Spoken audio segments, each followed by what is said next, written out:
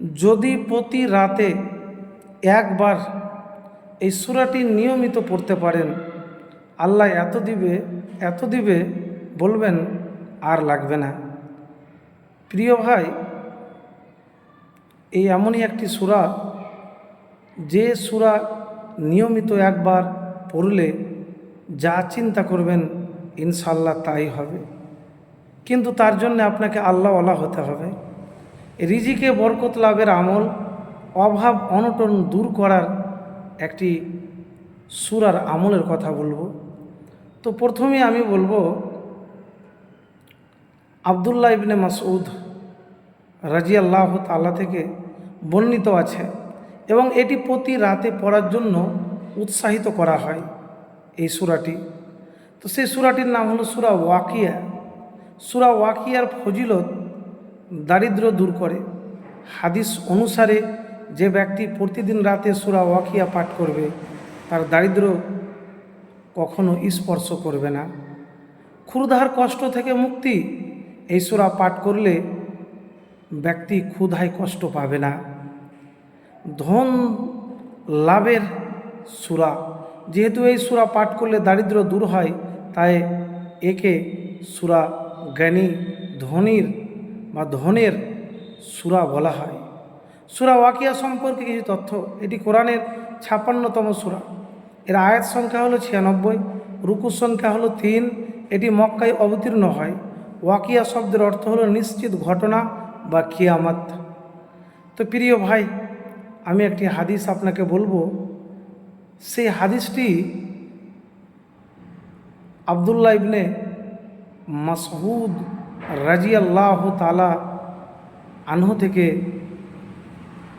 বর্ণিত। এই হাদিস আপনাকে যে বলবো, একবার উসমান গনি রাদিয়াল্লাহু তাআলা আনহু আব্দুল্লাহ ইবনে মাসউদকে দেখতে গেলেন। দেখতে যাওয়ার পরে অন্তিম শয্যায় আছেন। তখন উসমান রাদিয়াল্লাহু তাআলা আনহু বললেন, আমি তোমাকে তোমার জন্য, তোমার কন্যাদের জন্য কিছু ব্যবস্থা করব রাজভাণ্ডার থেকে উপঢৌকনের। তখন আব্দুল্লাহ ইবনে মাসউদ রাদিয়াল্লাহু তাআলা আনহু বলেন যে রাসূলুল্লাহ সাল্লাল্লাহু আলাইহি সাল্লাম বলেন, যে ব্যক্তি প্রতি রাতে সূরা ওয়াকিয়া তেলাওয়াত করবে তার অভাব আসবে না। বাইহাকি হাদিস নাম্বার 2497।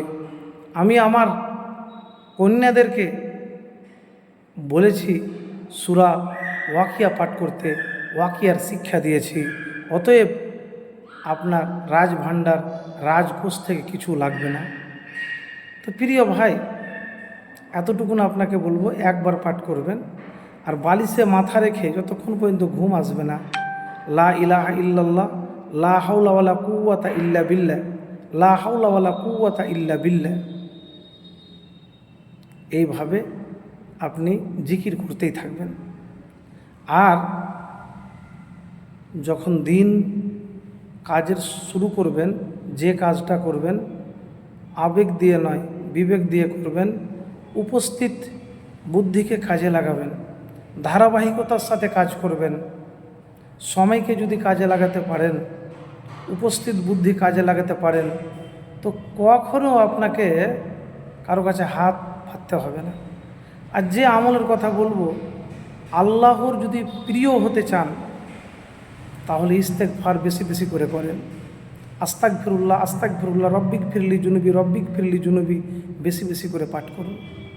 সমস্ত হারাম থেকে বাঁচুন, পবিত্র হন, তাহলে আপনার দোয়া কবুল হবে, চাওয়া পাওয়া পূরণ হবে। পবিত্র না হতে গেলে আপনার চাওয়া পাওয়া দোয়া কিছু কবুল হবে না।